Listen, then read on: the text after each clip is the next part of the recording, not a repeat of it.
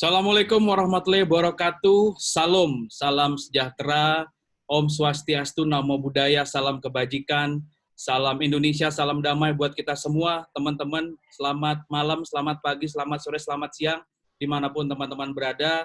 Ketemu lagi dengan saya, Taufan Akbari, mewakili keluarga besar Rumah Milenials di sesi penutup bulan Mei 2020. Alhamdulillah sudah hampir sebulan kita setiap hari mengadakan kegiatan webinar, diskusi dengan berbagai macam sahabat-sahabat Rumah Milenials, dan hari ini adalah puncaknya penutup untuk bulan Mei 2020.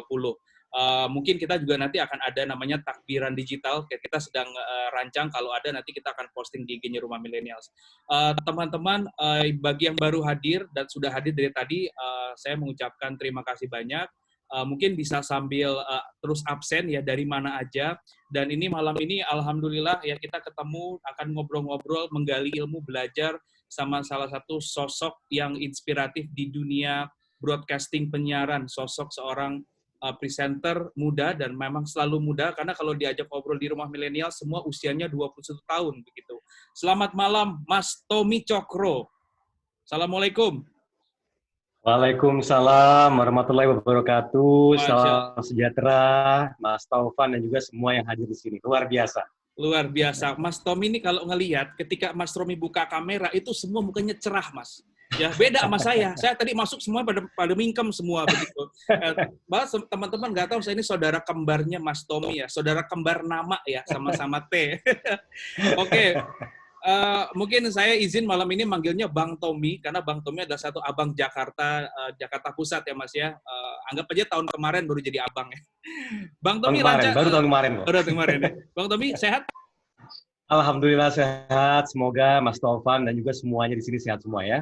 Sehat, alhamdulillah. Mas Tommy, makasih banyak. Ini kita akan nyapa-nyapa 1 menit teman-teman yang sudah hadir pada malam hari ini. Untuk biar nggak ngantuk dan semangat, saya mau cek ombak seperti biasa. Boleh nggak saya minta ke tombol reaction, kita berikan tepuk tangan yang meriah, berikan virtual clapping untuk Mas Tommy Cokro. Coba saya mau lihat siapa satu-satu yang belum buka kameranya, yang masih malu-malu. Ada yang belum tepuk tangan, siapa di sini? Ada Suyani, ada Kadek, ada Hensut. Ayo, semuanya di bagian direction, diklik tombol clapping hands-nya ya. Jadi kita kasih semangat sama teman-teman yang hadir pada malam hari ini. Ini luar biasa Mas Tommy ya, virtual webinar seperti ini, ada mulai dari timur Indonesia sampai pelosok ya dunia itu hadir begitu. Dan malam ini kita akan ngobrol-ngobrol teman-teman bersama Mas Tommy tentang, as we know, kita udah tahu tentang public speaking, tapi rasanya yang mahal dari diskusi malam ini karena ada pengalaman di sana. Mungkin teman-teman bisa googling, bisa cari tahu tentang itu public speaking, tapi yang mahal dari diskusi seperti ini adalah the wisdom atau tacit knowledge atau pengalaman dari seorang sosok yang luar biasa, itu Bang Tommy Cokro. Bang Tommy, saya izin memperkenalkan Bang Tommy sebelum kita diskusi lebih lanjut dan ngobrol-ngobrol tentang topik hari ini, biar santai. Teman-teman juga udah mulai bisa nih bertanya ya di kolom chat, mau nanya apa aja, kecuali pertanyaannya Mas Tommy masih single apa enggak, itu nggak boleh ya. Itu nggak boleh ya. Oke, karena Mas Tommy sudah berkeluarga. Ini ada Asep Kambali, Mas Tommy. Bro Asep nih luar biasa. Teman lama juga nih. Asep sedunia. Kang Asep, oh by the way, selamat Hari Kebangkitan Nasional 20 Mei 2020. Nah, ini ada pahlawan nih ya. Kang Asep. Oke, teman-teman, saya izin share screen ya. Kenalan dulu sama Mas Tommy, mungkin sudah kenal, tapi lebih dalam lagi kita mengenal beliau. Saat ini beliau sebagai CEO dan co-founder ya Mas ya, dari yang namanya Speakle Public Speaking School begitu. Betul. Dan ini baru 1 tahun lalu Mas ya, kalau saya lihat beritanya tuh November 2018. Betul. Oh, oke, betul. Berarti mesin Google-nya nggak salah gitu ya. Dan malam ini seperti yang kayak tadi udah sampaikan, kita akan bahas soal lead yourself and become a fearless public speaker. Dan kita langsung ngobrol dengan pakarnya di sini. Nah, ini kalau misalkan dilihat-lihat ya, sepintas mirip saya, rambutnya aja begitu ya. Oke, Mas Tommy, CEO dari Speakle and co-founder Fabric ya Mas ya, Fabric co-founders. Fabric co-founders and seputar iNews RCTI News Anchor. Ada satu mahasiswi saya namanya Nasihar, itu Mas, teman Mas Tumi juga di RCTI katanya. Oh iya. Iya, Syafinas ya? Syafinas ya, betul. Oke, dan yang tadi saya bilang bahwa Bang Tommy merupakan juara Bank None Jakarta Pusat dan sempat mengenyam pendidikan di Queensland University of Technology, Brisbane, Australia. Selama 16 tahun, luar biasa, berkarir sebagai news anchor. Mas Tommy sudah bergabung di 6 stasiun TV berbeda. Ya, kerja kerasnya sebagai news anchor selama belasan tahun membuat Mas Tommy mendapatkan penghargaan sebagai pemenang Panasonic Gobel Award atau Global Award, Mas. Gobel Award 2019 sebagai presenter berita terfavorit. Kita kasih virtual clapping hand lagi. Teman-teman diketik itu tombolnya ya sampai rusak laptopnya. Salah ya. Oke, ya harus gini Mas. Kalau gini malam-malam ngantuk kita ya. Lagi hujan-hujan gitu. Nah, ini yang tadi saya ambil Mas Tommy izin dari Google. Ini kalau saya nggak salah suasana ketika launching Spikul ya Mas ya? Betul. Mungkin kita kan di sini ngobrol santai. Mas Tommy bisa cerita kenapa Mas beralih ke dunia pendidikan untuk ikhtiar berbagi ilmu dan mendirikan Spikul. Mungkin bisa sharing singkat. Silakan Mas Tommy. Terima kasih Mas Taufan. Kalau bicara soal Spikul itu memang mimpinya sudah mimpi lama. Ini mimpi lama yang sebenarnya stuck di dalam kepala, tapi belum sempat saya share sama orang-orang terdekat saya sampai akhirnya di tahun 2018 awal, 2017 akhir mungkin ya. Di situ saya bertemu dengan sahabat saya, Clara Tampu Bolon. Nah, sama Clara nih kami berdua memang sudah temenan lama, zaman Clara masih bekerja di salah satu stasiun televisi sebagai jurnalis juga. Nah, di situ dari dulu kami ini memang mencoba untuk berkolaborasi. Awalnya kita coba waktu itu berkolaborasi di dunia kuliner. Cuma akhirnya bertahan tidak cukup lama. Maaf, kadang-kadang say hi, sampai akhirnya bertemu di satu kesempatan, ngobrol berdua, dan itu berjam-jam ngobrol sampai akhirnya keluar itu mimpi yang tadi tertahan di kepala kami berdua dan ternyata satu frekuensi, yaitu ketika kami memang bicara mengenai potensi pendidikan khususnya komunikasi, apalagi melihat perkembangan teknologi saat ini, di mana manusia tertantang dibanding zaman-zaman konvensional dulu atau zaman analog. Sekarang itu semakin canggih teknologinya, justru semakin tertantang kalau bicara komunikasi atau memberikan atau sharing opini.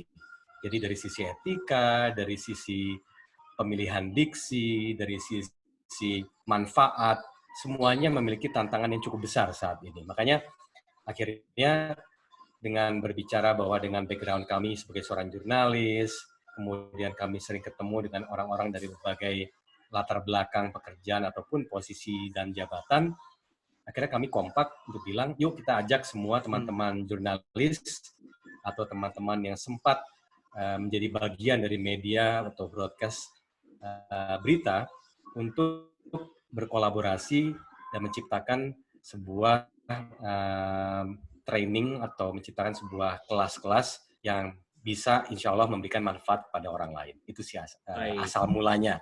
Sampai akhirnya di tahun 2018 bisa akhirnya dapat rezeki untuk launching, dan disitulah akhirnya kami mempelajari dari sisi market, dari sisi potensi, kemudian kebutuhan dan modul-modul, sampai akhirnya kami juga berusaha mengajak teman-teman. Seperti partner saya kan selain Clara ada Iman Syafei dan juga Riri Wardani, di mana Iman Syafei sendiri juga berpengalaman dari sisi media digital, khususnya sosial media. Nah, di sini dari sisi itu perlu kami, istilahnya kami kawinkan dalam hal pemahaman yang ada kaitannya dengan komunikasi ataupun media handling. Baik, Mas, ini pertanyaan bisnis pada umumnya. Ketika sudah banyak, yang seperti kita tahu, senior-senior yang juga membuka sekolah public speaking yang sama, what is your Spikul value proposition gitu? What makes you different? Nah, ini pertanyaan yang mungkin bisa disampaikan ke teman-teman. Apa bedanya dan kenapa Mas Tommy itu berani untuk buka sekolah lagi ketika banyak senior-senior yang juga broadcasters yang senior-senior itu juga punya sekolah yang sama. What are the things that interesting, Mas? Silakan yang bisa di-sharing. Mungkin kalau boleh cerita sedikit ya, awalnya dari pemahaman tadi ketika melihat banyak sekali pihak yang sudah tadi kan ada judul fearless ya judulnya ya, Iya. fearless public speaker misalnya. Ya. Kalau bicara fearless, ini banyak orang yang fearless karena dengan adanya teknologi dan juga sosial media, orang semakin berani menyampaikan opininya.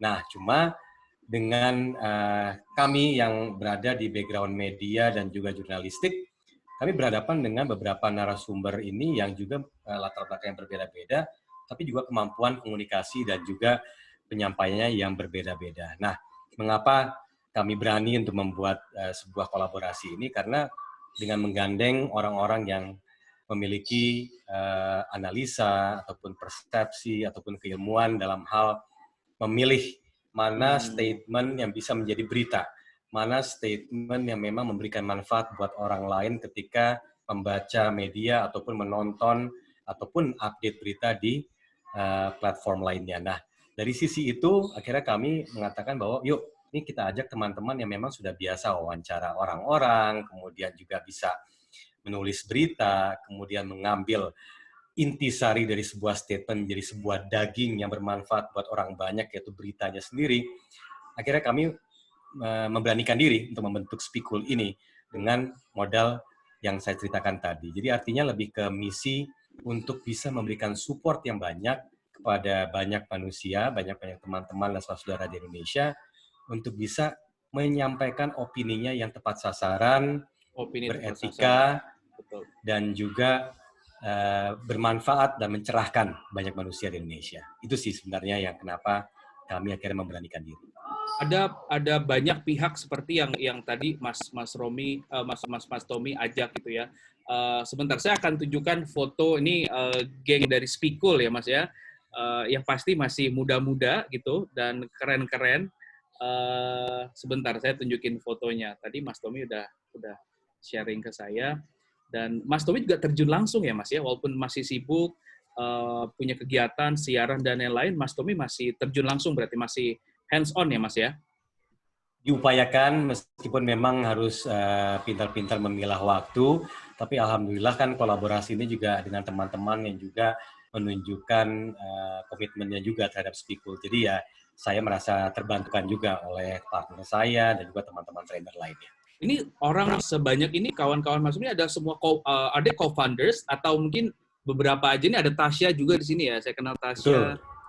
Oke, baik. Wah, luar biasa. Nah, nah ini mungkin bisa sambil cerita nih, Mas Tommy. Iya, ini pada saat saya memberikan pelatihan ke Pertamina, pada saat itu memang modul atau topic of discussion-nya adalah menjadi Master of Ceremony atau MC. Kebetulan memang banyak perusahaan yang ingin meningkatkan kemampuan orang-orang internalnya untuk menjadi pembawa acara di acara-acara internal perusahaan tersebut, dan salah satunya adalah Pertamina yang memang setiap tahunnya, bahkan mereka beberapa bulan sekali itu memang mengadakan event-event seminar seperti itu.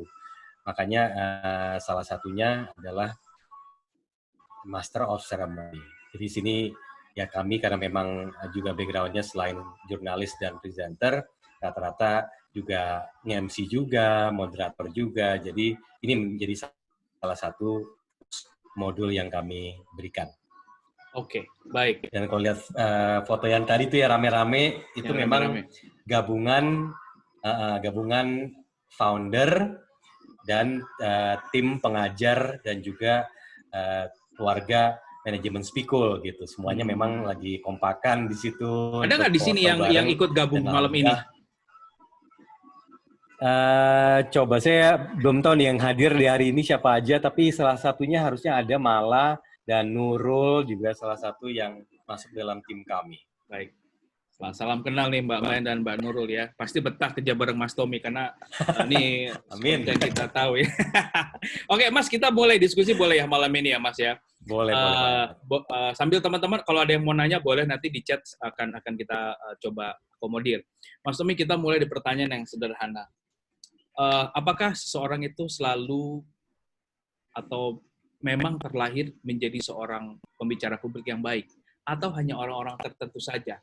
Pertanyaan ini sama seperti layaknya kita bertanya, apakah semua orang bisa menjadi pemimpin? Pemimpin itu dilahirkan atau dibentuk? Nah, Bagaimana menurut pendapat Mas Tommy melihat kemampuan skill berbicara depan publik dan apa yang tadi saya sampaikan? Is this a natural or bisa dibentuk atau dikondisikan? Silakan, Mas.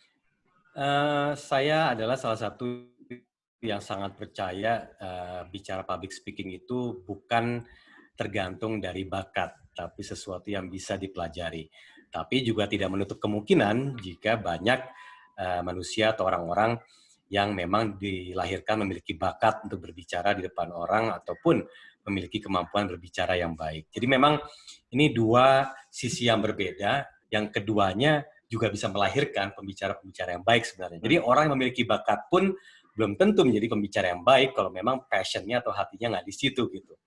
Maka kenapa kami membentuk Spikul itu awalnya karena kami percaya bahwa masalah utama di pekerjaan apapun, di era apapun, ataupun di masa canggihnya teknologi, tetap saja masalah komunikasi adalah masalah yang klasik, masalah yang bertahan selamanya. Jadi artinya kadang kita suka berpikir bahwa tidak semua orang harus belajar menjadi pembicara yang baik. Ya kalau misal bicara industri, memang ada beberapa industri yang memang fokusnya tidak dalam hal berbicara gitu. Tapi ketika kita bicara mengenai misi dan juga ide ataupun inovasi-inovasi yang kita ciptakan, kita juga dipercaya oleh orang lain, dan caranya cuma satu, berkomunikasi gitu, menyampaikan opini, menyampaikan ide agar ide ini bisa diterima atau bahkan menjadi ide yang dipakai juga oleh orang lain. Jadi artinya memang komunikasi ini sesuatu yang esensial dalam kehidupan bersosialisasi, bahkan di kehidupan pekerjaan atau karir. Artinya kembali ke pertanyaan tadi, jawabannya adalah semua bisa dipelajari ataupun dibentuk asal memang keinginan kita sendiri untuk mengembangkan diri menjadi seorang speaker yang baik. Baik, menarik sekali. Mas Tommy, ini ada satu quote yang saya ambil dari salah satu media, dan ini sepertinya quote-nya Mas Tommy nih. Nah, ini quote satu statement yang secara harfiah tidak langsung bisa dicerna, langsung dipahami gitu ya. Ini ada makna kiasan di sini atau ada hidden message, Mas. Mungkin bisa disampaikan, dijelaskan. Karena saya tertarik sekali dengan quotes ini ya. Bicaralah dengan pikiran Anda, tapi tetap hormat pada orang lain. Maksudnya apa sih, Mas? Ya, begini, manusia itu memiliki berkah yang luar biasa dengan otak yang diciptakan oleh Yang Maha Kuasa. Banyak orang-orang berilmu sangat tinggi di dunia ini. Tapi semua tergantung bagaimana cara kita perlakukan orang lain, cara kita menghargai orang lain, atau bahkan cara kita hormat dengan orang lain. Makanya ketika kita bicara, kita tidak harus memantapkan opini kita agar selalu dipercaya sama orang lain, tapi setidaknya kita berani berbicara dengan pikiran yang sudah kita ciptakan dengan matang. Tapi yang menjadi kelemahan manusia umumnya adalah soal hormat, soal menghargai. Nah, ini yang sampai sekarang, bahkan di sekarang atau momentum yang begitu luar biasa di era kekayaan informasi dan opini dengan teknologi yang ada, soal atau masalah hormat, menghargai, beretika justru menjadi masalah yang luar biasa dibanding zaman saya awal berkarir gitu. Zaman dulu orang masih berpikir dua kali untuk misalnya menyampaikan opini. Sekarang kecepatan tangan atau jari untuk mengetik sebuah opini saja itu tidak melalui screening yang baik gitu, sehingga akhirnya banyak yang harus diperbaiki, kemudian diklarifikasi, dan bahkan sudah bisa menciptakan sebuah pro dan kontra atau perdebatan yang sangat masif sehingga menimbulkan kebencian yang begitu tinggi. Nah, ini menjadi suatu masalah, apakah kita sanggup gitu menjadi orang yang bisa bergandeng tangan dengan orang lain, kemudian sekaligus menciptakan diskusi yang sehat. Karena mengkritisi, mengevaluasi itu sesuatu yang baik gitu. Tetapi ya semua tergantung cara kita memperlakukan orang lain. Ya, karena menarik sekali kan Mas Tommy itu setelah bertemu dengan ratusan tokoh publik, baik itu politisi, pengusaha, ataupun siapapun itu. How you adjust, Mas, dengan lawan bicara tuh gimana sih supaya bisa relax, Dan paling penting ini mungkin mewakili pertanyaan teman-teman yang lain, bagaimana bisa menjadi diri sendiri ketika kita berbicara dengan banyak orang dengan kepribadian yang beda. Gitu. Betul, karena memang profil ya, Ya, profil ini profil. bisa berhubungan dengan jabatan, bisa berhubungan dengan background, bisa berhubungan dengan dalam sektor pekerjaan apapun, sehingga membuat kita mungkin sudah menilai sebelum kita berbicara atau mendekati Yes. orang tersebut. Nah, kebetulan di pekerjaan kami sebagai seorang jurnalis, kami dipaksa dalam waktu singkat untuk bisa memperkecil namanya gap dengan orang atau lawan bicara kami gitu pada saat itu. Jadi kalau umumnya kan gini, umumnya kalau misalnya kita yang muda berhadapan dengan orang yang lebih senior aja kita sudah mulai sungkan gitu. Atau misalnya ketika kita menjadi salah seorang yang memiliki tanggung jawab mewawancarai seorang narapidana, sebelum ketemu aja otak kita sudah nge-framing orang ini seperti apa. Gitu. Jadi ya mindset-nya sudah terbentuk dari awal. Nah, sementara pekerjaan saya lebih dahulu yang harus saya lakukan adalah mendekatkan dulu, karena ketika sudah gap-nya minim, semakin minim gap-nya, semakin gampang membuka informasi atau membuat lawan bicara kita juga merasa terbuka menyampaikan opini ceritanya. Oleh karena itu memang hal tersebut ya saya pelajari melalui proses juga tuh.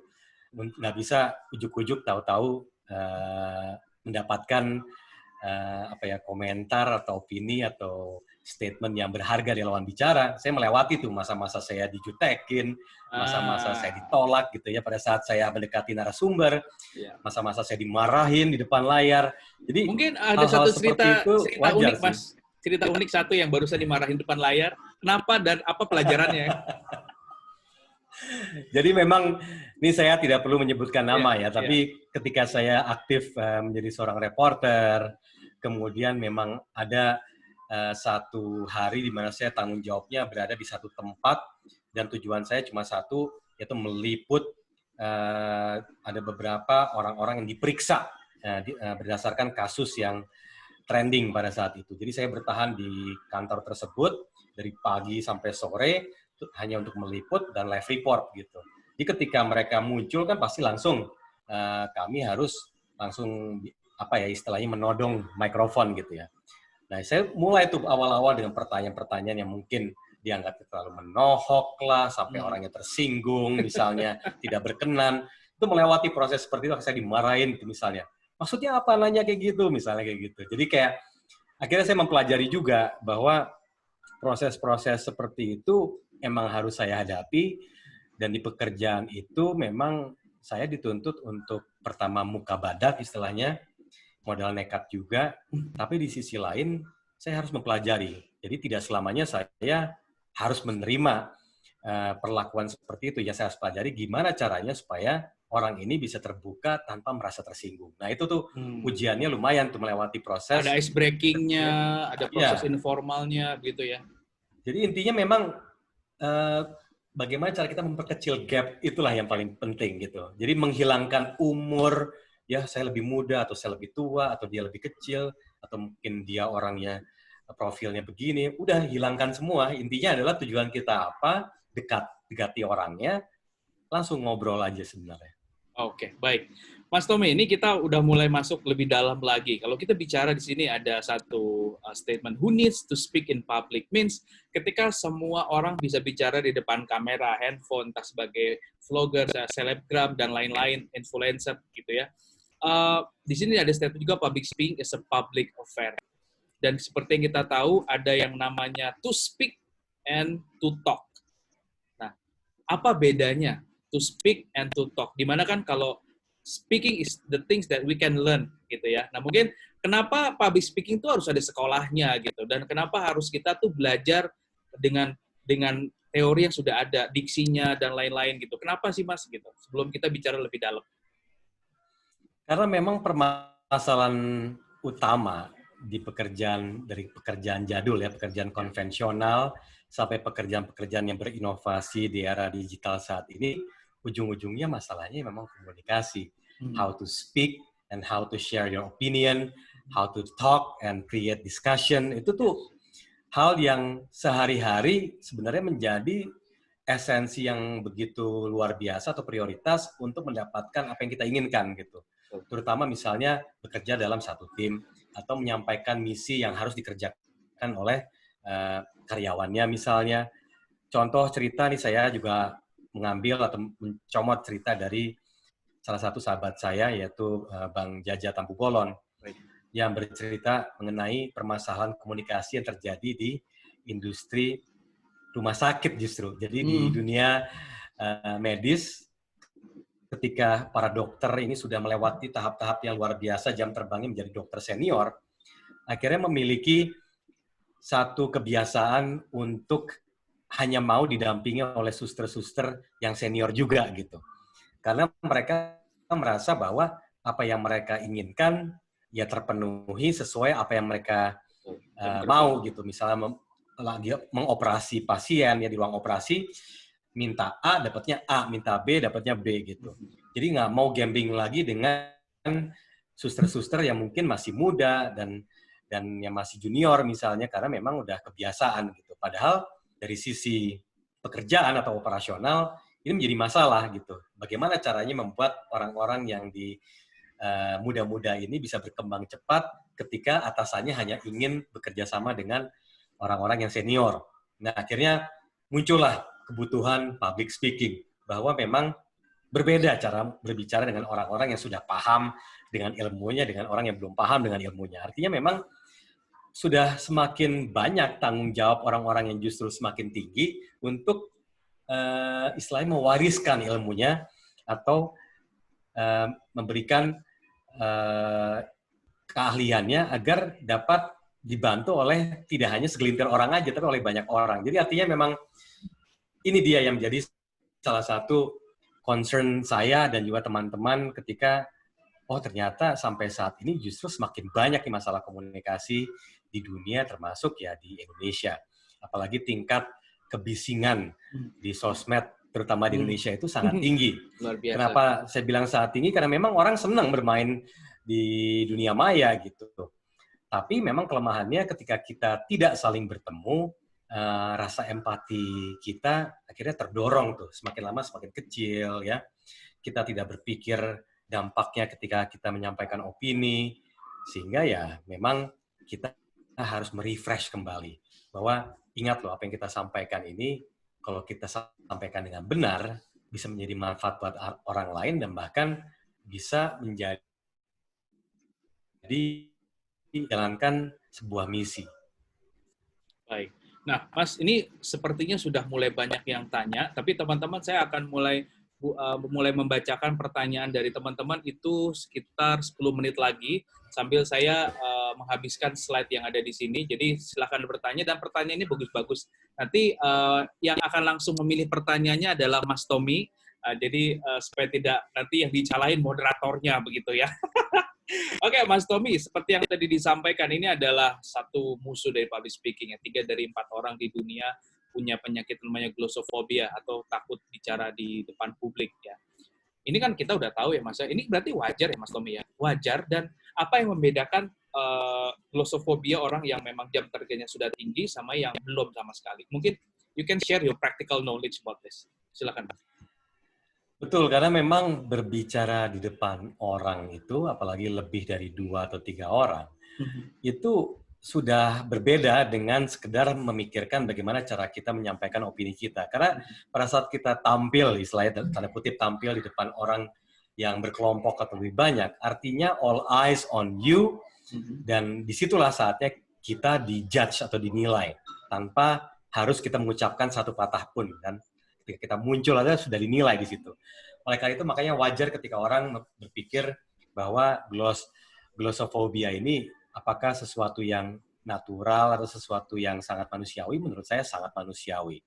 Tapi saya juga salah satu yang percaya bahwa glossophobia ini bisa runutnya ke arah nervous. Nah, nervous ini bukan sesuatu yang salah, tapi sesuatu yang bisa kita semua manfaatkan. Karena sampai detik ini masih suka nervous nggak, Mas? Sampai detik ini masih suka nervous berarti ya? Betul, karena nervous itu sesuatu yang penting justru buat saya dan buat kami di Speakul juga sebagai senjata tanda kutip dalam menyampaikan opini. Kenapa gitu? Karena ketika orang sudah tidak memiliki rasa nervous, maka orang tersebut otomatis tidak memiliki kepedulian, persepsi dari orang lain ketika mendengarkan kita. Tapi kalau kita punya rasa nervous, kita peduli. Kira-kira orang ini suka nggak ketika saya bicara?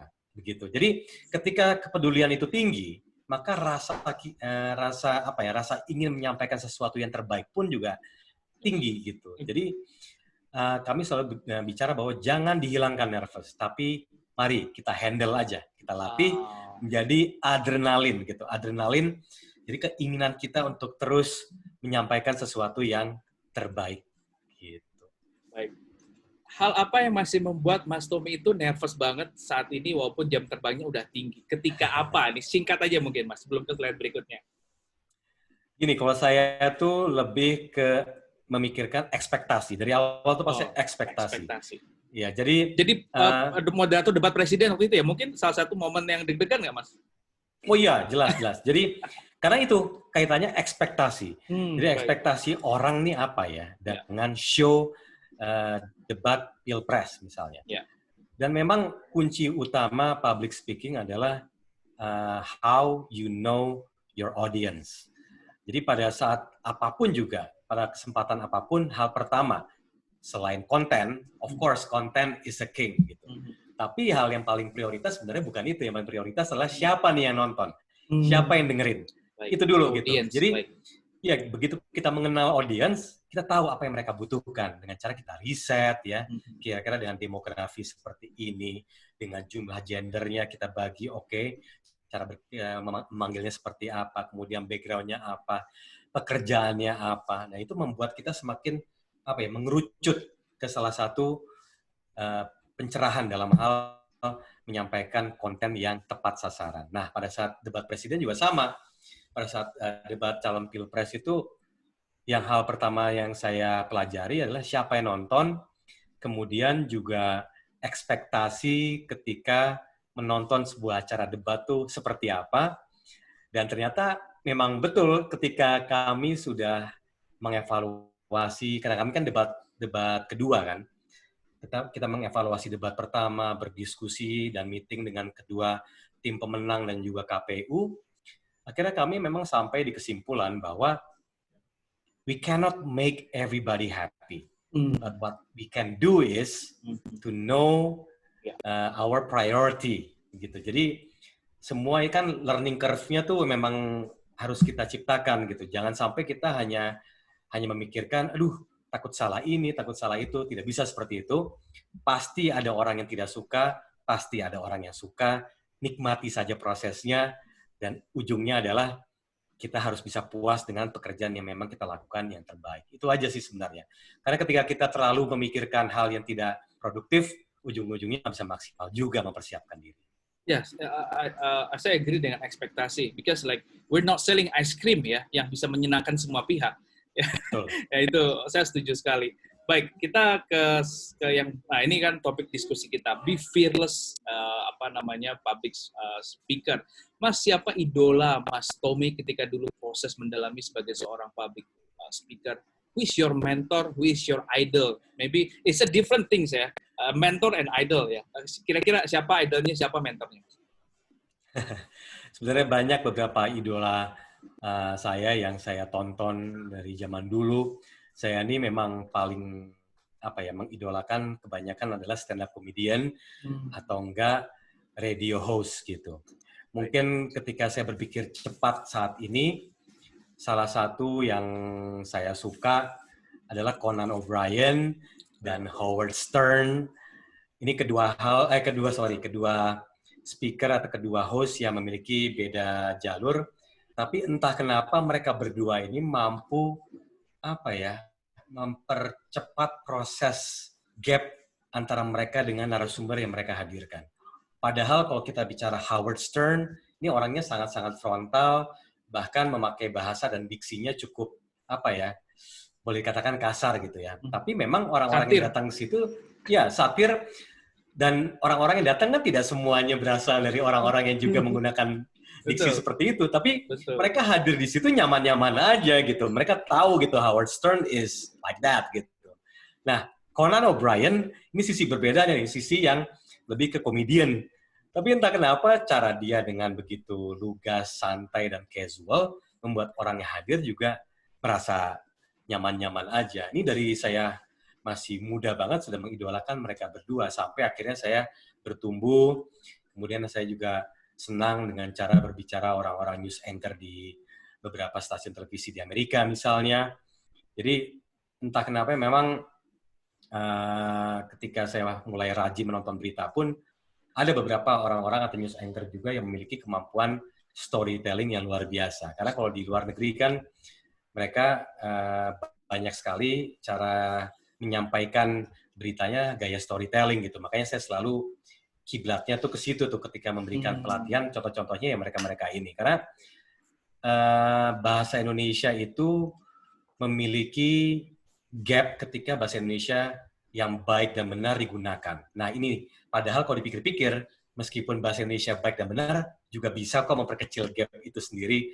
Nah cuma karena memang kita semua tidak biasa menggunakannya, akhirnya ketika orang berbicara baku dianggapnya sudah, wah formal banget nih gitu misalnya. Padahal enggak sih, sebenarnya bisa juga digunakan, asal itu tadi, kemampuan kita mendekatkan diri, mengolah penceritaan, itu kita olah dengan baik, dan juga kita sampaikan dan membuat orang yang diajak ngomong juga ngerasa dekat dengan kita. Mas, itu dari 200 sekian juta rakyat Indonesia, satu pun nggak ada yang Mas lihat senior. Itu kan dari Amerika, ya kan?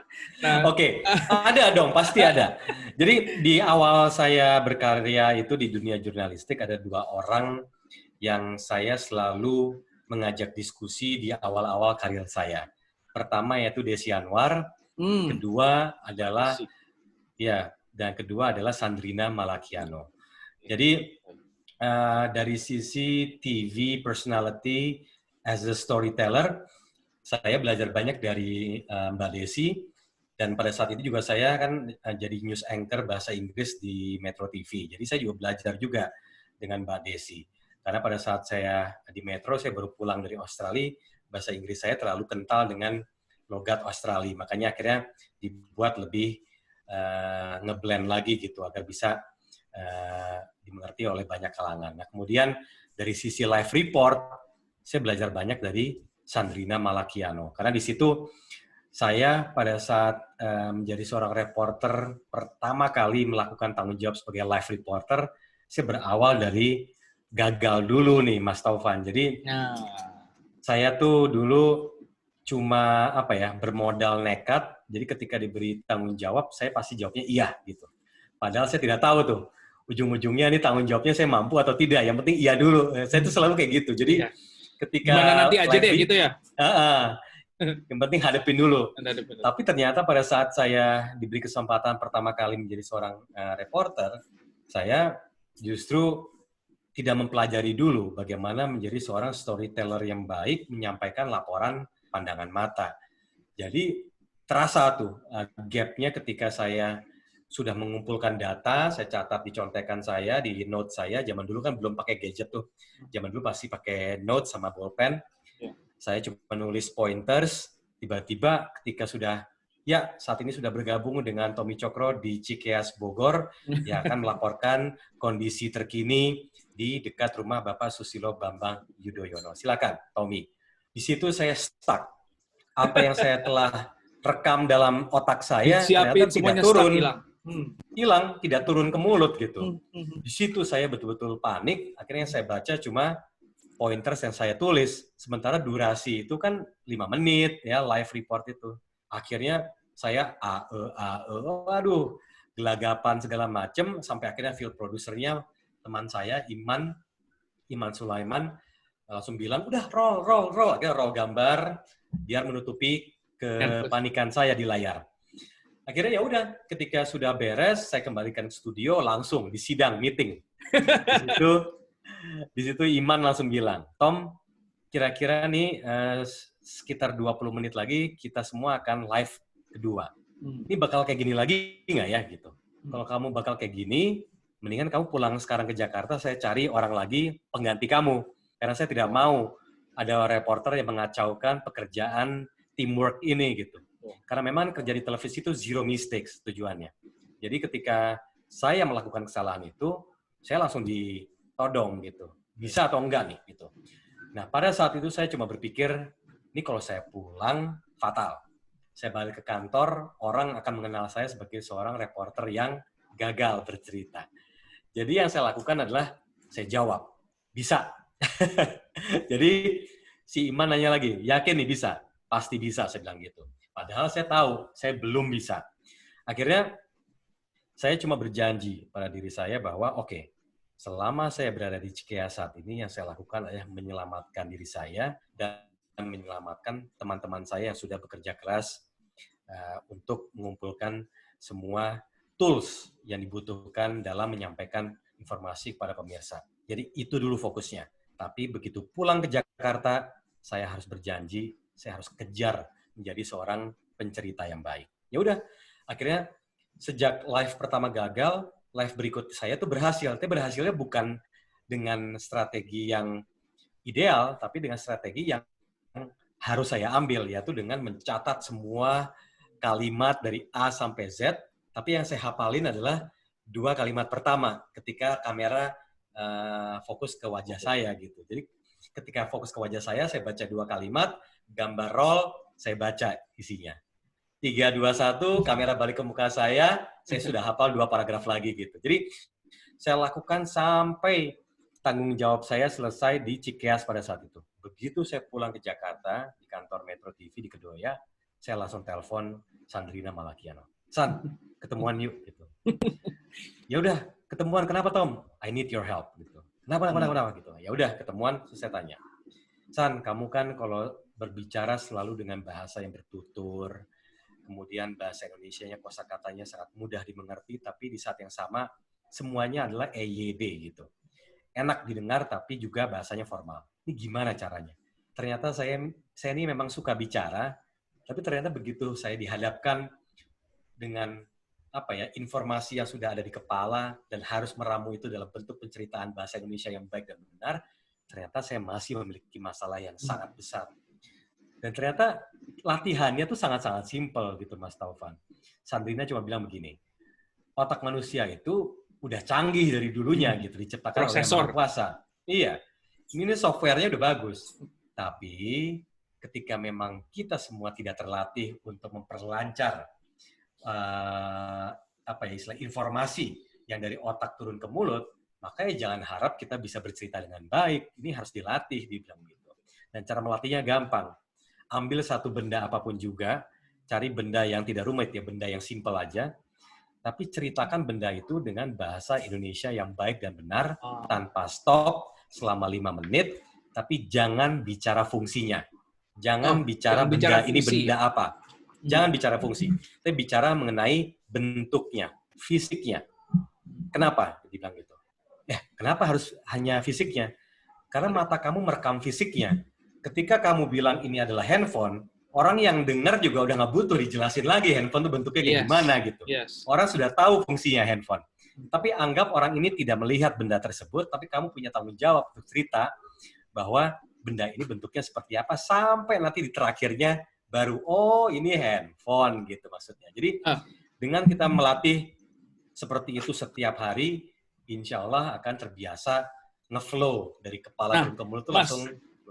Ini menarik nih. Nah, ini nanti mungkin 5 menit sebelum selesai, saya akan pilih secara random sini. Kita akan pilih secara random siapa aja yang mau mempraktekkan yang Mas Tommy tadi sampaikan.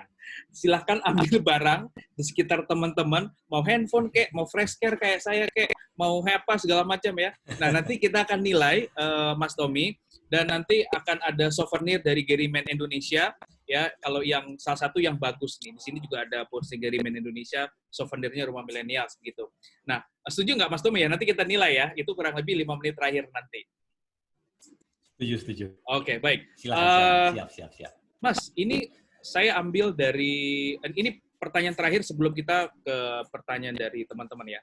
Dari dulu public speaking itu salah satu teori tertuanya di ilmu komunikasi. Jadi kalau ada yang tanya anak orang komunikasi, apa teori paling tua ya di dunia komunikasi? Salah satunya atau mungkin satu-satunya adalah yang namanya retorika, ya, teori retorik, ya, berbicara depan publik. Dan ini dari verbal, non-verbal, semuanya udah diajarin. Nah, di sini ada yang diajarin namanya the orator's gesture. Ya. Seberapa penting, Mas Tommy, gesture itu bagi seorang public speaker, Mas? Nah, ini pertanyaan terakhir dari saya sebelum kita menuju ke teman-teman di kolom chat. Silakan, Mas Tommy. Oh, sangat penting sekali. Jadi memang seperti yang saya tadi sebut di awal itu adalah orang sudah menilai kita tanpa atau sebelum kita berbicara. Kita muncul saja sudah dinilai. Jadi gerakan kepala kita, cara kita melihat, senyum kita, tangan kita gerakan kemana juga, itu sudah dinilai. Makanya di zaman dulu itu kan penyampaian komunikasi yang paling melibatkan adalah orator. Ketika orang melakukan orasi itu menjadi salah satu template seseorang yang berkuasa untuk menyampaikan misinya agar bisa dipercaya oleh para pendukungnya. Dan ini dilakukan dari zaman-zaman dahulu. Nah, oleh karena itu memang gesture ini sendiri digunakan sebagai salah satu, boleh dikatakan atribut yang esensial juga dalam public speaking. Kita sudah melihat yang namanya Barack Obama misalnya. Barack Obama itu cara menatap, cara menggunakan tangan, kemudian memiringkan bahunya saja sudah begitu mantap gitu ya, begitu mudah dikenal oleh banyak pendukungnya. Belum lagi pada saat bersuara gitu. Betul. Makanya orang-orang di Barack Obama ini juga diberkahi suara yang baik dan punya wibawa yang sangat khas. Makanya kadang-kadang banyak sekali orang bicara bahwa Barack Obama kalau bicara saya mau makan aja udah, wah gimana banget, saya mau makan gitu. Kesannya udah, waduh makan apaan nih gitu ya, kayaknya enak banget gitu. Jadi saking memang sudah memiliki modal yang begitu sempurna untuk berbicara, akhirnya effortnya juga nggak begitu sulit ya untuk bisa dipercaya oleh orang yang mendengarkannya. Jadi unsur credible, unsur convincing, unsur confidence-nya sendiri juga sangat luar biasa. Jadi 3Cs kalau saya menyebutnya ya, 3C, confident, convincing, dan satu lagi adalah credible. Jadi situlah unsur-unsur yang saya rasa itu dipengaruhi dari gesture. Bahkan kami ini yang di layar sebagai seorang news presenter aja, gesture itu sangat-sangat limited loh. Gerakan kami itu nggak boleh itu namanya terlalu ekstrim. Tapi gesture itu juga nggak boleh dihilangkan. Jadi betul-betul dari ujung kepala sampai ke bahu dan gerakan tangan aja juga masih kami gunakan. Tapi itu pun tidak boleh terlalu banyak gitu. Makanya kalau kita nonton berita atau program berita di televisi, cara melihat menatap kamera aja sudah menjadi salah satu item yang harus dipelajari. Makanya saya selalu protes tuh kalau dibilang pekerjaan news presenter tuh hanya membacakan berita. Salah, sebenarnya sulitnya adalah news presenter itu kami harus berakting seolah-olah apa yang kami bicarakan itu adalah pekerjaan kami semuanya dari sisi peliputan sampai ke proses editing sebenarnya. Jadi pemirsa itu kan tidak tahu siapa produsernya, tidak mungkin ngecek siapa penulis naskahnya, jarang banget yang ngecek siapa pimpinan redaksinya, siapa. Yang dicek kan ya udah siapa nih yang membawakan acaranya, siapa yang ngomong gitu. Betul. Jadi tanggung jawab kami cukup berat untuk berakting seolah-olah kami ini yang membawa nih dari sisi semuanya lah, satu tim di belakang kami. Makanya ketika kami hanya membacakan teleprompter, maka ya udah akan bertahan di situ aja. Tapi ketika kami memikirkan bahwa this is about being a TV personality, artinya ya memang kita harus menunjukkan karakter, menunjukkan bahwa ini punya saya gitu, ini beritanya saya, ini saya ngambil loh gambarnya. Jadi kesan itu harus ada dalam bercerita. Makanya ketika mulai itu pakai gesture dimainkan, itu kelihatan banget rasa memilikinya tuh ada gitu dari konten yang disampaikan. Sense of ownership-nya dapat. Betul. Gitu ya. Baik, Mas Tommy. Nah, ini sambil saya nyapa lagi, Mas Tommy mungkin bisa pilih-pilih pertanyaannya, mana yang mau dijawab duluan. Oke, saya akan mengucapkan selamat malam dan selamat bergabung untuk Bandung, ya Samarinda, Makassar, Medan, Bali, lalu dari Cianjur, Malang, Bandung, Tegal, Bekasi, Palembang, Tangsel, Jambi, Jayapura, ya luar biasa, Bogor, Padang, Karawaci, Cipanas, Jaksel, Bekasi, Medan, Kalimantan Barat, Kalimantan Timur. Loh, Mas benar kan? Ujung timur, ujung Indonesia. Alhamdulillah ada di sini. Alhamdulillah luar biasa.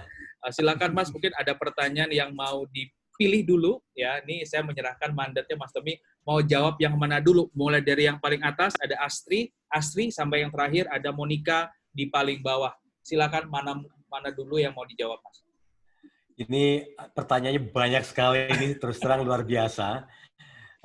Oke, saya coba pilih ini nih dari Azwani Aulia ya. Bagaimana mengemas berita yang tidak menarik kemudian menjadi menarik tanpa clickbait. Nah, ya. Menarik. Betul. Ini berat nih. Ini dari sisi jurnalistik nih biasanya ya. Oke. Ya. Pertanyaan bagus, jawabannya begini. Jadi tanpa harus kita bicara clickbait-nya dulu ya. Semua berita itu tanggung jawabnya sebenarnya sama. Yaitu berita yang harus dikemas menarik, tapi yang paling penting adalah informatif. Nah, yang suka dilupakan sekarang adalah unsur clickbait-nya tinggi, tapi ketika dibaca ternyata nggak informatif. Nah, ini yang menjadi salah satu yang harus dihindari. Oleh karena itu, bagi teman-teman yang memang memiliki keinginan menjadi seorang jurnalis, ya terjun di dunia media, khususnya di media berita, harus selain riset itu ya harus in-depth dalam hal pencarian informasi, harus dalam gitu intinya. Jadi ketika kita meramu sebuah berita 5W1H-nya harus ada, kemudian dari sisi outlook-nya juga harus ada. Jadi memang harus dikemas lengkap, istilahnya lengkap banget, informatif. Nah, menariknya gimana nih menariknya? Gaya bahasa harus dipelajari dari sisi bertutur. Kemudian yang menjadi lead atau hook-nya berita ini juga penting. Dalam public speaking pun unsur hook adalah sesuatu yang sangat penting. Bagaimana kita memulai sebuah penceritaan dengan membuka suatu topik dengan pilihan hook yang bisa membuat orang ingat gitu. Jadi anggap bahwa clickbait ini bukan hanya memancing kita untuk ngeklik, tapi memang ketika kita klik isinya memang sesuai dengan judulnya, menarik dan juga paket lengkap lah intinya. Jadi itu tanggung jawabnya. Itu ya, semoga ini bisa semoga ini bisa menjawab pertanyaan dari Mas Azwani Aulia. Kemudian dari coba ya saya baca. Oke. Dari Clara Ekarisanti. Bagaimana bisa membawakan berita yang kontennya cukup berat dan menguras pikiran kepada masyarakat yang umum dan dirasa kurang mengikuti pemberitaan tersebut. Oke.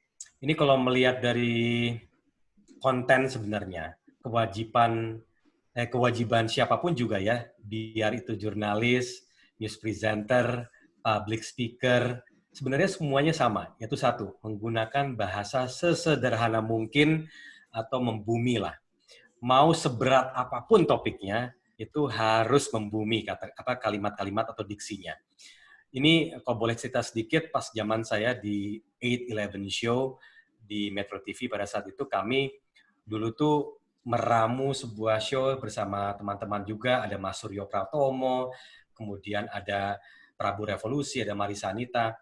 Kami itu pada saat itu cuma ingin menciptakan sebuah program pagi, berita-beritanya campur, variety, tapi penyampaiannya harus bisa kena dengan semua kalangan. Dan akhirnya yang kami pilih adalah dari sisi gaya penceritaan. Jadi konten nggak apa-apa berat, tapi cara kita menyampaikannya itu membuatnya, ya cara delivery-nya itu yang justru yang menjadi penting gitu. Jadi jangan terjebak dari sisi konten, karena semua konten saya yakin bisa disampaikan seringan mungkin dalam hal penceritaan, sehingga membuat orang akan semakin interest atau tertarik, atau yang paling utama adalah tujuannya mengerti dengan apa yang kita bicarakan. Nah, Mas, ini kalau belajar public speaking itu nggak afdol kalau nggak simulasi, nggak lihat praktek. Boleh nggak, Mas Tommy? Izin, Mas. Pilih satu topik berat, dan Mas Tommy wrap it up itu jadi seolah-olah itu ringan. Mohon maaf. Mohon maaf. Jadi biar langsung contoh. Kira-kira gimana, Mas? Apa misalnya? Singkat aja lah. Oke, ini salah satu yang topik yang kekinian aja ya, COVID-19 ya. Okay. Karena ini banyak sekali pemberitaan-pemberitaan yang saya baca membingungkan karena bicara soal rapid test atau test swab. Iya, swab. Ya, jadi ini kalau dalam pembahasan saya selalu dalam live IG itu saya selalu getol untuk bicara soal beberapa hal yang tujuannya meluruskan. Contohnya adalah mengenai soal rapid test gitu. Ketika memang kita bicara soal angka terinfeksi, ya khususnya yang positif di data yang selalu diberikan oleh tim gugus, itu artinya adalah orang yang sudah melalui tes swab namanya atau PCR. Ya hanya itu, cuma satu itu saja, tes PCR atau swab. Jadi ketika dalam berita disebutkan si A terinfeksi atau si A positif, itu idealnya adalah positif corona melalui tes swab atau PCR. Itu ya. Nah, ketika orang ada bicara mengenai rapid test, ya menyampaikannya misalnya 2 dari 5 ABK yang ditemukan di daerah Kalimantan Timur telah terbukti reaktif oleh tim medis tempat. Nah, hal ini membingungkan. Reaktif corona itu maksudnya apa gitu. Makanya selalu saya sindir dan saya kritik teman-teman yang menulis. Kamu jangan nulis reaktif, karena reaktif itu artinya adalah reaktif rapid test. Nah, rapid test itu artinya indikasinya itu cuma satu. Apakah dia memang layak untuk tes swab, ya artinya memiliki gejala, kemudian layak dites untuk menentukan dia positif atau negatif corona, atau memang dia hanya layak isolasi mandiri gitu. Jadi artinya kalau rapid test itu hanya terindikasi, karena rapid test itu hanya mengukur tes imunitas, bukan corona. Jadi nggak ada yang namanya rapid test itu tujuannya untuk membuktikan orang corona atau tidak. Ya, jadi ini yang sering banget membingungkan gitu. Makanya saya selalu menghindari kata reaktif. Mending langsung ngomong aja kalau misal terinfeksi ya positif, kalau nggak terinfeksi ya negatif. Kalau rapid test bilang aja telah menjalani rapid test, jangan bilang reaktif lagi, karena kalau udah reaktif orang bingung.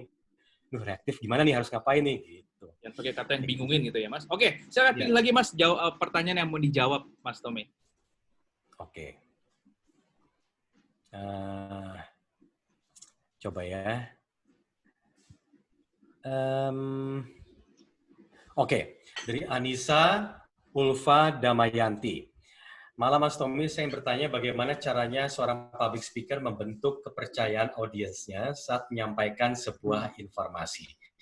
Ini pertanyaan yang baik, karena level trust atau kepercayaan audiens itu salah satu yang memang harus kita grab terlebih dahulu. Makanya salah satu hal yang sangat penting adalah ketika kita sudah riset nih siapa saja audiens yang hadir, kemudian kita sudah melakukan PR kita, yaitu misalnya ice breaking dengan orang-orang yang hadir di situ. Jadi kalau ice breaking ini artinya sebelum kesempatan kita bicara mulai, kita sudah mulai nih, biasanya lagi minum-minum teh, sebelum acara mulai kita sudah berbicara dengan orang-orang yang hadir di situ. Nah, dari situ saja sudah memperkecil gap, ya.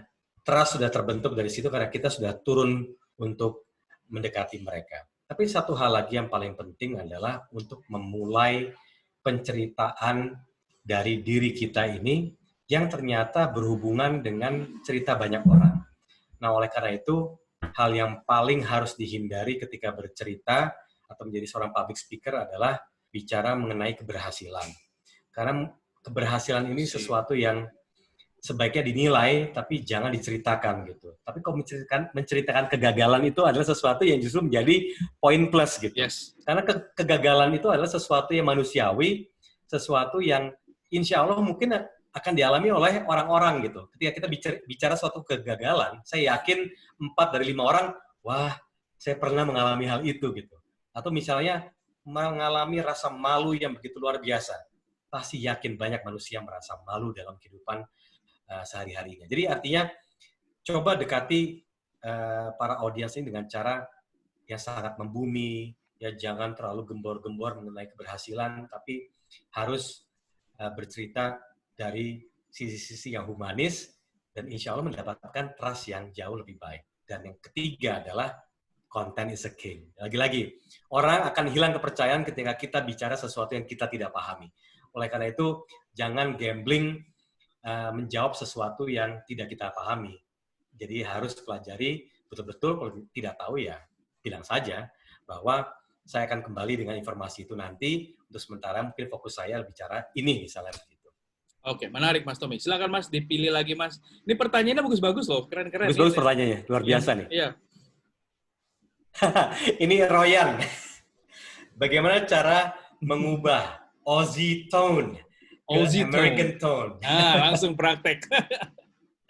Jadi saya itu dulu kan karena homestay gitu ya, jadi sama keluarga Australia mereka tuh kuat banget gitu logatnya. Jadi ini yang akhirnya membuat saya kalau bicara memang dengan logat Australia. Tapi ketika menjadi pembawa berita, sesuatu yang terlalu medok intinya itu kurang gitu bisa dipahami oleh banyak orang. Dan akhirnya memang untuk bisa di-grab itu salah satu yang paling sering dianggap akrab dengan telinga penonton di Indonesia adalah logat Amerika atau US style gitu. Nah, yang latihannya itu biasanya sama Mbak Desi Anwar, tapi Mbak Desi itu logatnya Inggris. Jadi saya betul-betul melatih. Zaman dulu kan belum ada YouTube ya. Betul. Jadi latihannya tuh benar-benar ya tiap hari ya latihan terus sambil dengerin orang-orang yang saya kagumi, khususnya news anchor yang saya sering tonton gitu. Jadi ya itu cara saya Could you give mengubah. us example, Mas? Let's say pick one sentence yang which one is Aussie and how turns it out to American tone gitu. Jadi silakan Mas. Kalau salah satu yang paling paling kental tuh kan kalau Aussie itu oi gitu ya. Jadi kalau ngomong home itu home. Kalau kalau bicara bicara soal R misalnya ya, kalau R tuh hampir silent tuh R-nya. Jadi paper bisa bicara R-nya tuh nggak disebutkan kalau di Australia. Jadi ya benar-benar beda banget lah kalau Australia itu ada logat-logatnya, meskipun ada beberapa yang benar-benar yang bush banget, ada yang benar-benar yang sophisticated Aussie juga. Jadi di Metro TV dulu ada anchor-anchor yang memang masih punya logat Aussie juga, tapi Aussie-nya yang sophisticated gitu misalnya. Itu contoh-contohnya. Tapi ya saya waktu itu akhirnya shifted-nya ke total US style banget sih, akhirnya bisa lebih nge-twist-nya lebih cepat gitu. Oke, ini latihan terus gitu ya. Oke. Terima kasih Mas. Silakan Mas Tommy dipilih lagi. Ini kita masih ada kurang lebih 10 menit lagi Mas. 10 sampai 15 menit lagi ya. Di bagian atas sudah boleh. Ini menarik nih. Dari Levina. Ya. Saya bekerja di salah satu media mainstream cetak. Apa Mas Tommy pernah punya pengalaman bentrok visi misi? Ini asik nih pertanyaannya nih. Dalam artian Mas Tommy tetap mempertahankan idealisme dalam menyampaikan berita, sedangkan di satu sisi harus mengikuti permintaan manajemen atau pasar. Yes. Gini ya, salah satu yang penting atau pertarungan dalam hal idealisme adalah pada saat kita rapat agenda setting atau rapat frontline, biasa disebutkan di meeting internal kami. Di situ pertarungan idealisme terjadi. Ketika arah editorial itu harus jelas. Makanya media itu idealnya adalah jelas dalam editorial. Mau ke kiri atau mau ke kanan. Mau A atau mau B, gitu misalnya. Pilihan itu harus jelas. Jadi nggak bisa namanya perusahaan media ini arahnya ke A, terus orang-orang yang di bawahnya tiba-tiba bandel belokin ke B, gitu misalnya. Itu namanya melawan institusi lah intinya gitu ya. Jadi idealisme itu pertarungannya pada saat rapat internal. Di situ kita beradu namanya opini agar ketemu nanti tengahnya kita mau kayak gimana sih caranya. Karena tujuannya utama adalah begini. Tidak ada salah atau benar ketika kita memilih kiri atau kanan. Yang salah adalah ketika kita membentuk opini ini kepada pemirsa atau kepada pembaca dengan level edukasi yang sangat rendah. Artinya kita tidak mau memberikan pemahaman yang dalam atau in-depth, kita hanya main cepat aja dalam memberikan informasi, dan satu lagi yang paling bahaya adalah kita menggiring opini tanpa didasari data yang solid. Nah ini ketiga hal yang sangat esensial dalam perkembangan media saat ini. Apalagi media digital, sekarang kami ini yang di konvensional ya hitungannya harus adu cepat dengan media digital. Semuanya versinya kan speed maunya kan. Tapi yang bahaya adalah ketika speed ini menutup semua kepentingan yang tadi saya bilang. Edukasi, pemahaman, dan ketiga adalah informatif. Tiga hal ini yang paling esensial. Jadi artinya untuk mempertahankan idealisme itu penting pada saat kita bertarung di dalam rapat internal. Dan ketika kita sudah ke massa atau ke pemirsa atau ke publik, ini udah harus satu kata gitu. Nggak bisa kita main seenak-enaknya, gue sih idealnya kayak gini gitu. Kita, lagi-lagi, jurnalis itu jangan terlalu ingin menjadi aktivis. Karena ketika kita bekerja pada satu institusi, kita harus paham bahwa kita mewakili semua kerja tim gitu. Kecuali kalau kita memang mewakili kita sendiri sebagai seorang profesional, dan itu nggak boleh mengganggu namanya institusi. Jadi ini salah satu etika-etika yang menurut saya penting harus harus dipegang gitu oleh kita sebagai jurnalis. Dan satu lagi, ketika kita ingin punya hasrat untuk tetap nih secara rasa saya tidak sepemahaman gitu ya dengan media yang saya bekerja gitu. Nah, salah satu yang paling bisa kita lakukan adalah selain tadi bertarung dalam hal rapat internal, ketika kita diberi kesempatan melakukan sebuah talk show atau misalnya wawancara. Nah, di situ pertarungan kita juga untuk menunjukkan sebuah diskusi yang sehat, tapi memposisikan kita sebagai orang yang kritis terhadap isu itu sendiri gitu. Jadi lagi-lagi kita memberikan kesempatan kepada publik untuk menilai dan juga belajar. Tapi jangan sampai kita dengan frontal menggiring opini tanpa didasari data yang solid, dan juga tadi hukumnya sebagai seorang jurnalis kan harus cover both sides. Jadi saya salah satu yang tidak setuju bahwa jurnalistik itu harus netral. Yang saya setuju adalah penyampaiannya harus objektif. Ya. Jadi harus cover both sides. Jadi misalnya kita mau memberitakan cuaca, sumber satu ngomong hujan, sumber satu lagi, sumber B ngomongnya kering. Apakah kita sebagai jurnalis harus memberitakan si A ngomong hujan, si B ngomong kering? Kan nggak juga. Harus ditambah lagi. Kita harus cek apakah benar hujan, apakah benar ini kering. Jadi semua harus di-blend menjadi salah satu. Jadi analoginya seperti itu.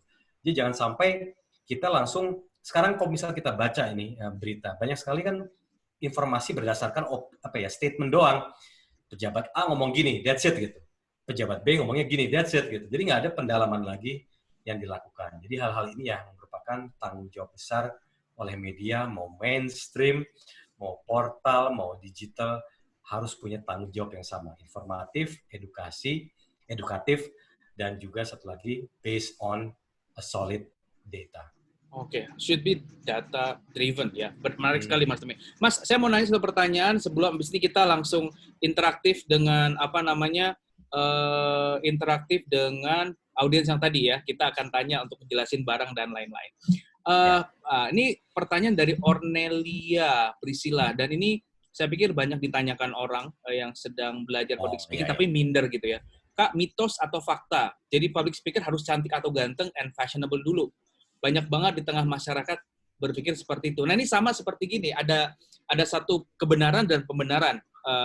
Pembenarannya adalah please don't judge book by its cover. But the fact people will judge you through your cover. Nah, itu kan prinsip komunikasi. Nah, bagaimana Mas Tommy melihat ini gitu dalam profesi seorang public speaker, Mas? Silakan, Mas. Ini menarik ya, karena memang don't judge people, don't judge book by its cover. Tapi padahal ketika kita ke toko buku nih, ya ke toko buku, jalan-jalan ke toko buku, hal pertama yang kita lihat adalah covernya sih sebenarnya. Jadi message itu sebenarnya adalah bahwa manusia ketika menilai itu pasti dari sampulnya dulu, itu udah manusiawi. Nah, apakah pertanyaan tadi ya, apakah harus cantik atau ganteng? Apakah harus fashionable? Nah, saya salah satu yang bilang begini, cantik dan ganteng itu adalah penilaian awal. Tapi apakah akan membuat rasa trust itu akan bertumbuh ketika orang ini berbicara, itu hal lain. Artinya adalah mungkin mereka-mereka yang dianugerahi visual atau secara tampilan yang baik bisa mendapatkan judgment atau penilaian yang positif di awal bertemu. Tapi belum tentu mereka bisa mempertahankan para audiensnya untuk bisa mendengarkan mereka full duration. Artinya Ya. lagi-lagi semua tergantung dari cara penyampaian kita. Tapi kalau bicara fashionable, bicara soal tampilan, saya cuma bilang begini, kelihatan kok. Mau ganteng, mau cantik, mau gimana pun juga.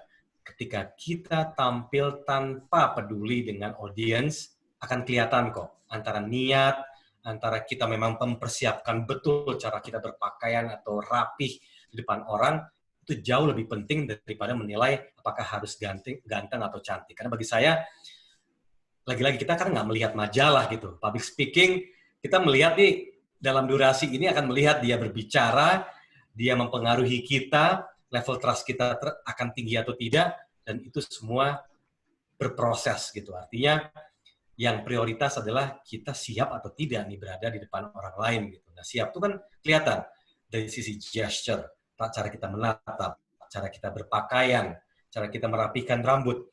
Semua adalah ornamen-ornamen yang menurut saya juga prioritas dalam judgement awal.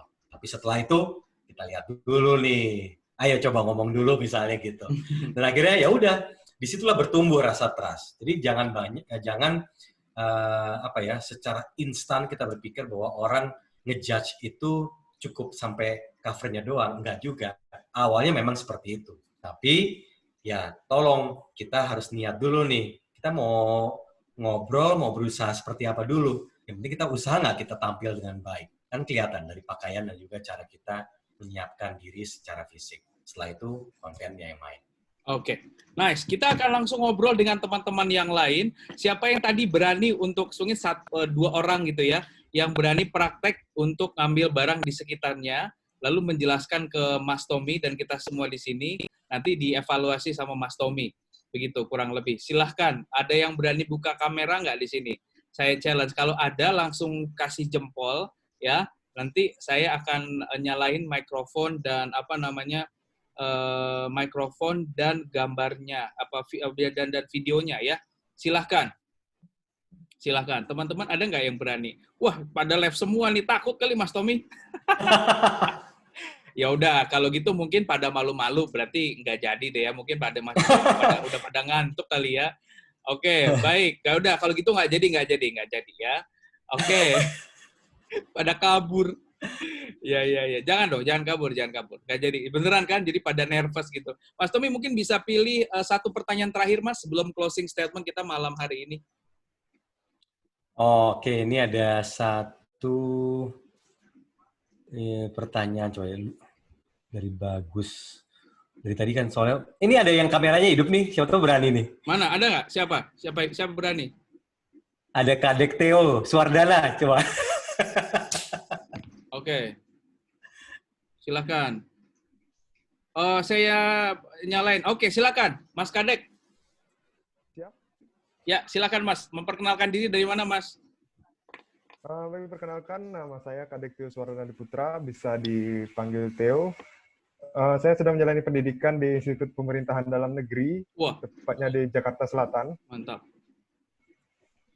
Saat ini berada pada tingkat 3. Oh, tingkat 3. Siap. Dan sekarang kan sedang lockdown, jadi sedang di kampus saja sekarang, di asrama. Iya.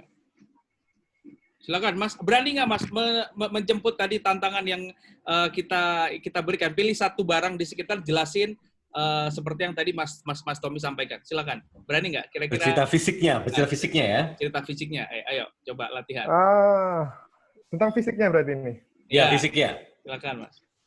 Oke, kalau ini fisiknya ini terbuat dari logam. Kemudian ada kepalanya dan ada lehernya. Nah, ini ada kepala dan ada lehernya. Agak cekung. Fungsinya nggak boleh ya? Tidak boleh fungsinya. Nggak boleh fungsinya. Oke. Terus gambarkan bentuknya seperti apa?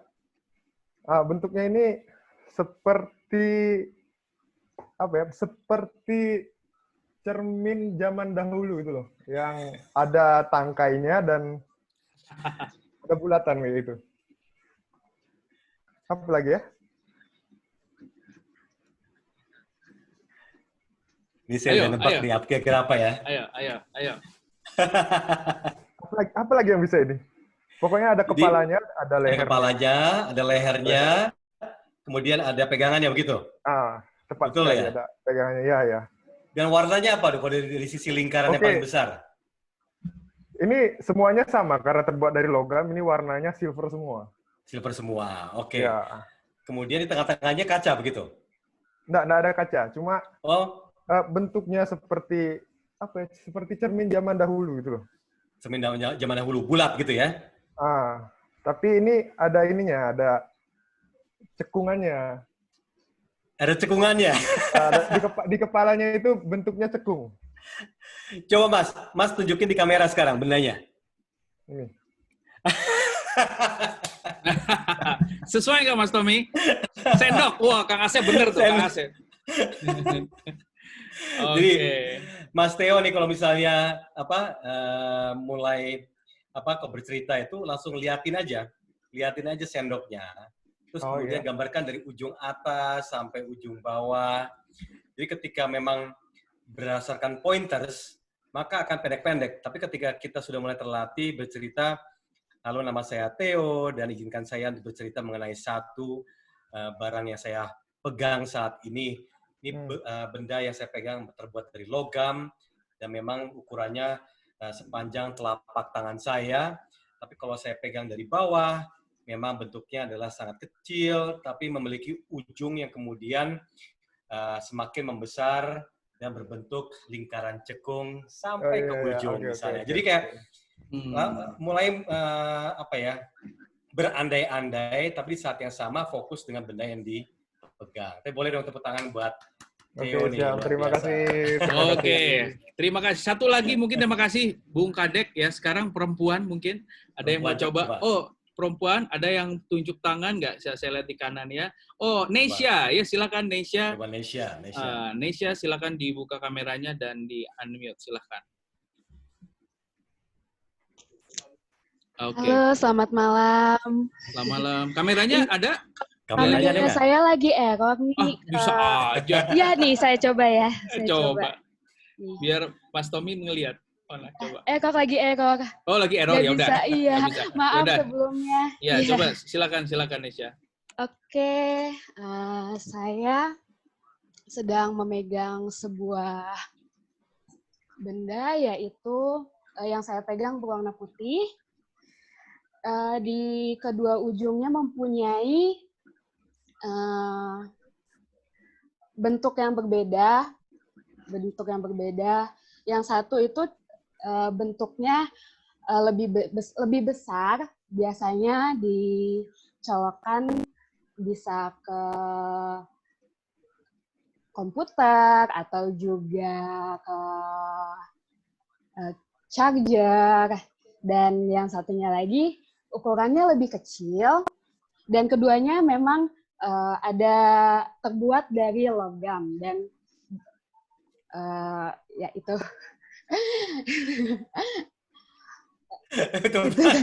Apa itu? Oh, langsung ada yang jawab. USB, flash disk. USB. Oke, udah satu lagi deh, siap. Terima kasih Nesya. Ya, satu lagi. Terima kasih Nesya ya. Satu lagi, mungkin siapa lagi di sini yang mau coba? Mungkin saya lagi lihat di kolom yang ketiga. Oke, ada yang mau coba? Oh, Muhammad Yusuf Lesmana, silakan. Oke, silakan. Ya, silakan. Saya unmute dulu. Ya. Boleh. Terima kasih Kak atas kesempatannya. Sama-sama. Jadi saat ini saya sedang memegang sebuah benda, yaitu yang dimana di atasnya ini berwarna biru, dan ini biasanya kita berbentuk biru, dan di atasnya itu ada gambar. Gambar itu dari brand produk ini yang berbentuk gunung, dan juga ada sedikit tulisan. Dan ini biasanya ketika orang melihat langsung tahu. Dan di sini juga sebagai itu berbentuk kayak seperti balok ya, cuman sudah dibentuk, dan di mana teksturnya ini di bagian tengahnya ini halus, dan juga di sini juga ada yang mencolok, itu logonya, yaitu berwarna hijau, biru, dan juga terdapat beberapa penjelasan dari produk ini, dan ini berbentuk dapat menampung 330 ml, air. Jangan disebut. Oh ya, itu fungsi ya. Ya, mungkin itu saja dari saya. Boleh tepuk tangan. Oke, Yusuf Lesmana. Itu udah masuk fungsi, silakan. Terima kasih, Mas. Jadi lihat itu lekuk-lekuknya, kayak tadi juga sama kan USB. Sebenarnya kalau kita lihat dari lekuknya, kemudian kalau lihat dari sisi atas, ada sedikit rongga. Jadi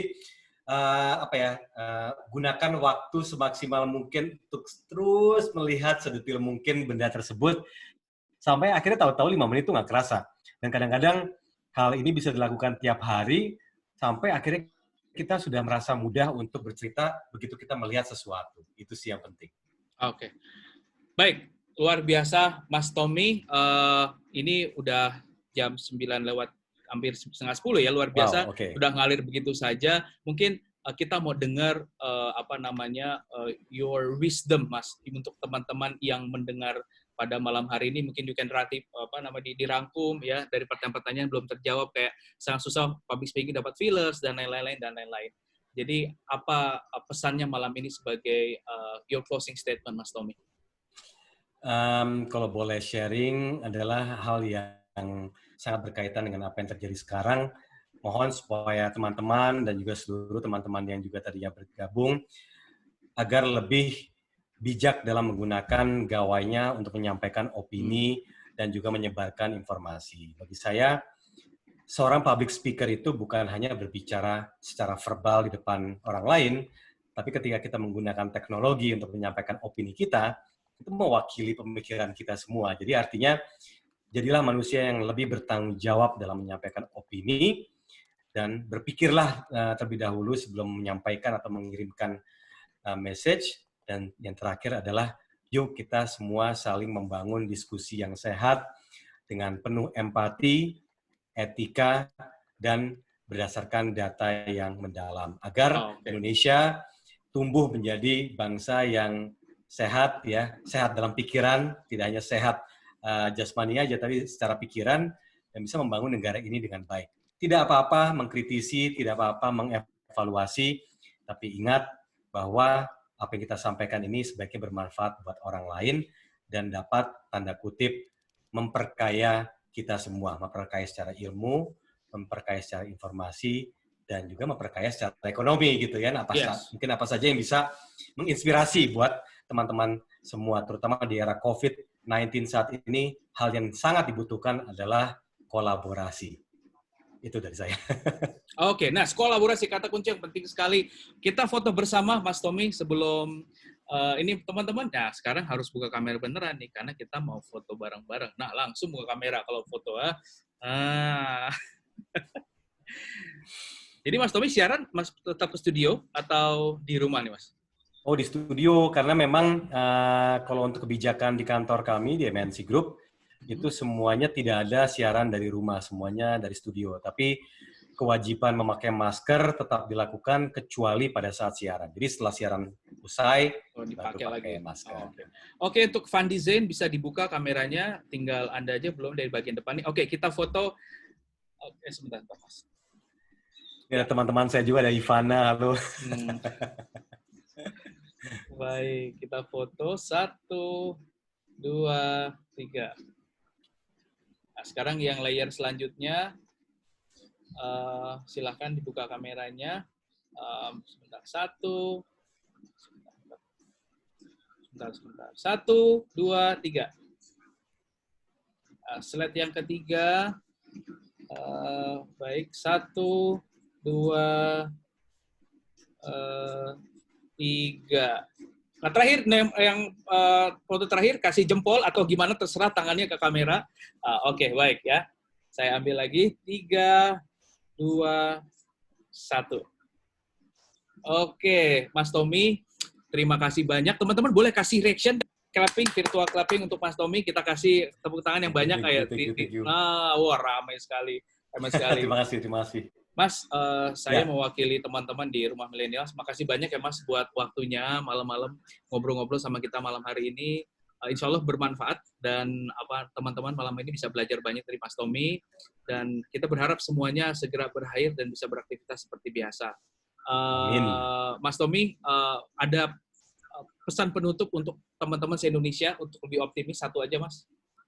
Oke, mari kita bersinergi lebih baik untuk membangun negeri kita meskipun saat ini sedang ditempa virus COVID-19. Siap.